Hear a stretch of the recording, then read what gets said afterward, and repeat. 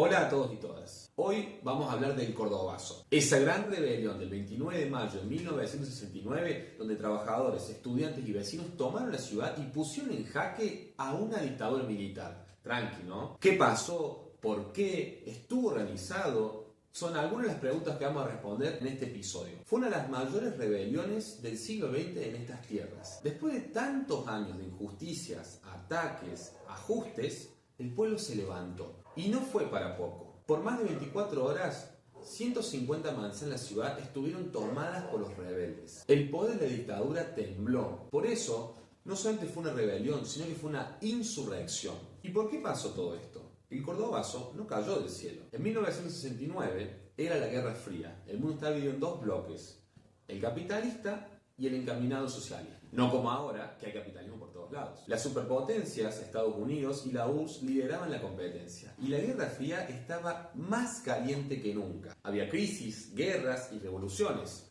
como la Revolución Cubana, como la Guerra de Vietnam.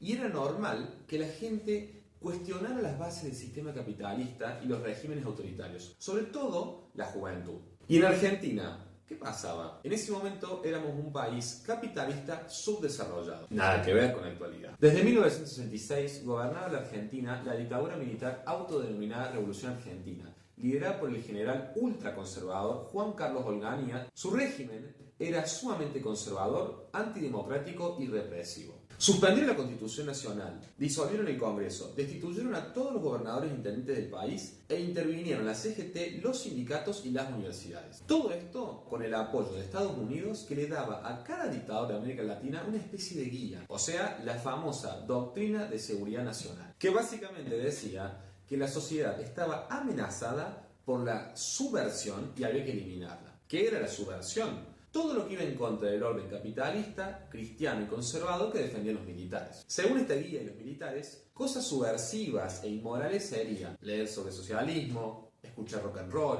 militar en la política, ser homosexual y muchas otras cosas más. Así que la dictadura era conservadora, represiva y algo más. Sí, en lo económico era liberal. ¿Les suena? En lo económico tomaron medidas que avanzaron en desnacionalizar la industria nacional y avanzar en entregar nuestros recursos a las grandes empresas extranjeras. Y atacaron especialmente a la clase obrera. Suspendieron los convenios colectivos, congelaron los sueldos por 20 meses y, la medida que no podía faltar, devaluaron la moneda argentina un 40%, la típica medida de los gobiernos argentinos.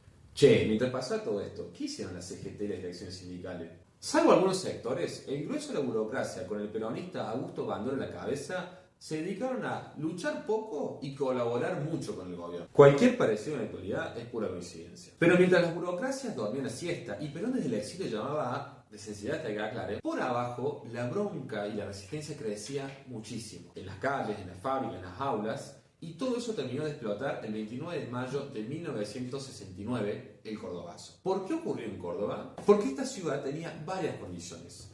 Era la ciudad con más juventud en el país, tenía un fuerte perfil industrial, tenía un movimiento obrero combativo, tenía un movimiento estudiantil activo y tanto obreros como estudiantes tenían experiencia de unidad entre ellos, como se vio en las peleas contra Renault, la fábrica, y también contra la intervención militar en la Universidad Nacional de Córdoba. Esas condiciones se combinaron con los acontecimientos del mayo del 69. En Corrientes, el estudiante José Cabral, de 22 años, fue asesinado por la policía. Al día siguiente, en Rosario, el estudiante Adolfo Ramón Bello también fue asesinado por la policía en una protesta. Y en esos días, en la ciudad de Córdoba, la asamblea de la ESMATA, el sindicato de mecánicos, fue atacada salvajemente por la policía y terminó una batalla campal en el centro. Frente a estos hechos, la CGT de Bandor y la CGT de los argentinos finalmente llamaron un paro para el 30 de mayo.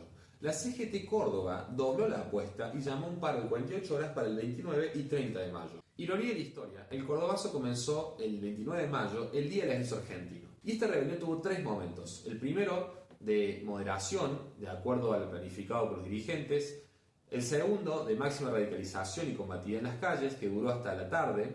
Y el tercero, a partir de tarde hasta la noche del 30 de mayo, cuando los rebeldes se repliegan y el ejército recupera el control de la ciudad. Veamos el primer momento. El plan de los sindicatos fue elaborado principalmente por Agustín Tosco, gran militante de izquierda y dirigente de Luz y Fuerza, y el Pío Torres, dirigente peronista de la ESMATA. El plan era sencillo: abandonar los puestos de trabajo y en grandes grupos marchar al centro y terminar allí la jornada en un acto. Ese era el plan y nada de ello ocurrió. El mismo Tosco luego dijo: si sabía siquiera una décima parte de lo preparado, todo iba a salir bien. Bueno, creo que salió al revés. No fue una décima parte, fue multiplicado por 10 y ha tenido resonancia mundial. Primera clave del Cordobazo: no fue planeado. ¿Y qué se salió del plan? Por un lado, la brutalidad de la represión y por otro lado, la fuerte combatividad de los manifestantes. La represión empezó en el centro de la ciudad y luego a las 11 de la mañana se dirigió hacia la avenida de Sarfield. Por ahí, a la altura del piso 1, venía una enorme columna de la ESMATA de 10.000 obreros que venían de la planta de Santa Isabel de Renault, y ahí la policía lo frena, abre fuego y la columna se divide. Una parte va para Güemes y otra parte va para Ciudad Universitaria. Pero la policía no daba abasto, porque esta vez los trabajadores estaban preparados para defenderse. Como recuerda la trabajadora Lina Averna: a mí me tocó hacer la punta en el abandono de tareas del 29 a las 10:30. Nos subimos a una estancia de la ESMATA y enfilamos hacia el centro de Córdoba. Recuerdo que me agarré un susto grande cuando vi en la parte trasera del auto un montón de molotovs.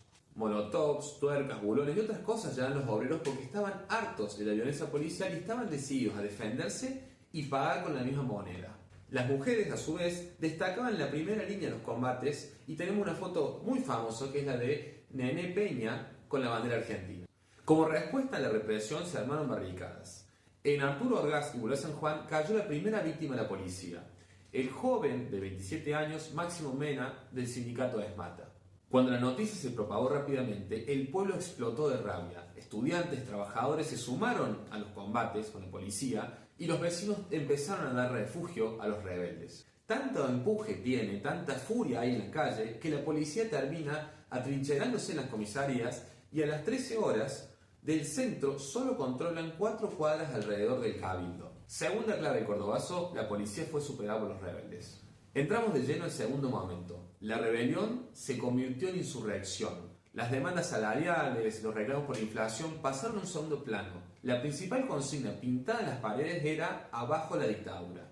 La fuerza de la rebelión había roto la normalidad y el orden de la Revolución Argentina. Las masas estaban haciendo historia con sus propias manos y la dictadura estaba contra las cuerdas.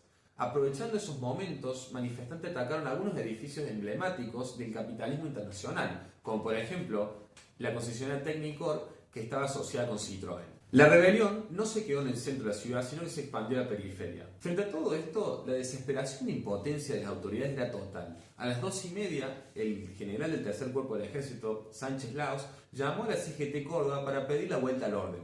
Atiende el teléfono el sindicalista Miguel Ángel Correa y le dice al general que él no puede ordenar el cese del plan de lucha porque esa facultad es privativa de un plenario. Una mentira total. Lo que no podía admitir la CGT es que lo que estaba pasando no estaba en sus planes y no controlaban nada. Tercera clave del Cordobazo: la insurrección superó las direcciones sindicales. ¿Por qué retrocede la rebelión?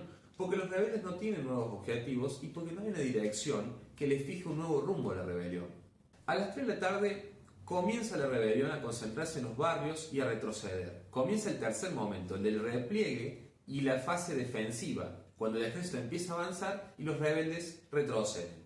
Frente a este freno de la rebelión, algunos hasta el día de hoy se preguntan qué hubiera pasado si hubiera habido una dirección revolucionaria, hubiera triunfado la rebelión.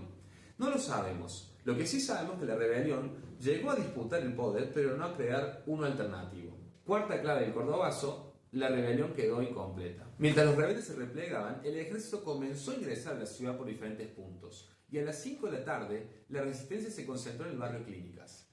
Por la noche, el sindicato Luz y Fuerza cortó la luz de la ciudad para dificultar el avance del ejército. Finalmente, el 30 de mayo, la resistencia del barrio Clínicas fue controlada y así terminó el Cordobazo. La cifra oficial de muertos fue de 13, pero se calcula que fueron muchos más. Y aunque el ejército logró controlar el Cordobazo, nada volvería a ser como antes. ¿Y qué medidas tomó la dictadura para restaurar el orden? Por un lado, detuvieron a cientos de personas. Y por otro lado, enjuiciaron a través del Consejo de Guerra a los principales referentes del Cordobazo.